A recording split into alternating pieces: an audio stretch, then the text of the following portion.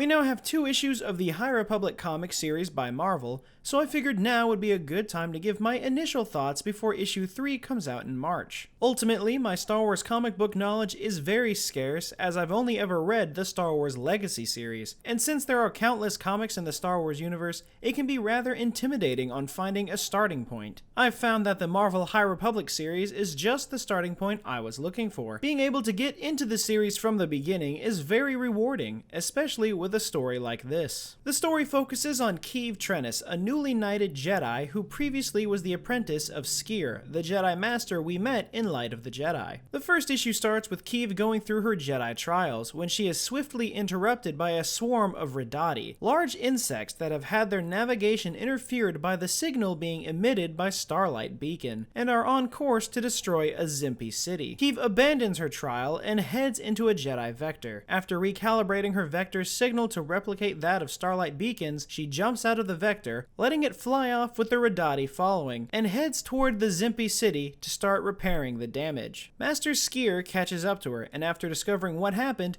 takes Keeve back to Starlight Beacon.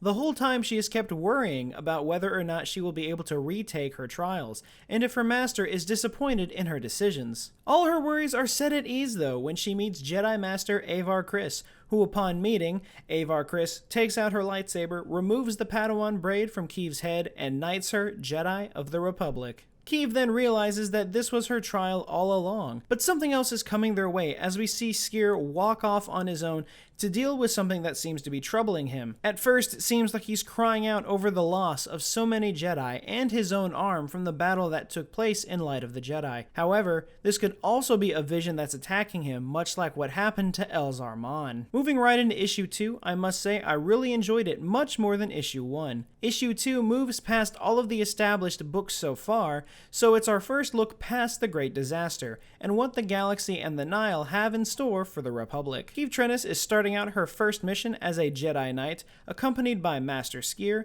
and 2 new characters, Serret and Tarek. Serret and Tarek are what's known as bond twins, Force-sensitive beings that share the same mind. They feel what the other feels, and even finish each other's sentences. The 4 of them are sent out to search for a ship that has put out a distress call, only to come across the wreckage of said ship adrift in space. After boarding, they quickly discover that the ship is filled with a familiar smoke, which can only mean that the Nihil are behind this attack. The Jedi ready themselves for battle as Sskeer begins to have flashes to when he lost his arm and begins to become unstable. After traveling further into the ship, they are shocked to find the body of a dead Hutt. This leaves the Jedi confused as to why this Hutt would be flying through Republic space when they are suddenly ambushed by a lone Nihil sniper, who gets off a shot at Tarek. Serret feels that Tarek is injured instantly, and he and Keeve rush to meet up with Tarek and Sskeer to find that Sskeer has dealt with the Nihil, but continues to slice through the body, leaving him in pieces. Keeve is starting to worry about her former master as they contact Starlight Beacon for an update. It turns out that the Hutts were transporting a barley,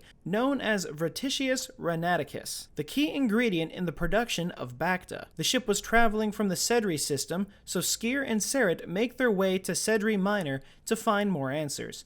Upon arriving, Serret is lured into a patch of tall grass and grabbed by something. Tarek instantly feels the disturbance in the force that something terrible has happened to Serret. Sskeer realizes that Serret is missing and chases after him, only to find Serret's lightsaber left behind, leaving us on a cliffhanger until issue 3 comes out. Overall, the story of this comic is wonderful and I'm enjoying every aspect of it. Cavan Scott's writing style is so smooth and matches up perfectly with the beautiful artwork by Ario Anindito. I feel this comic will give us more information on everything that Starlight Beacon has to offer, which means that we will be seeing more of Avar Kriss in future issues. I thought all of the new Jedi were unique and I want to know more about them, especially Serret and Tarek. I feel like them being twins would be an issue with the Jedi Order, seeing as they share a personal bond by being siblings, and of course, since they're related, that's an attachment and Jedi are not supposed to have attachments, but I suppose bond twins are an exception to this rule. I definitely think they are working Keeve Trennis up to be a a leading role later down the line, and I'm excited to see what comes of her character across all publishing platforms. But that's all I have to say about these 2 issues for now. I will be doing an update video probably around issue 4 or 5,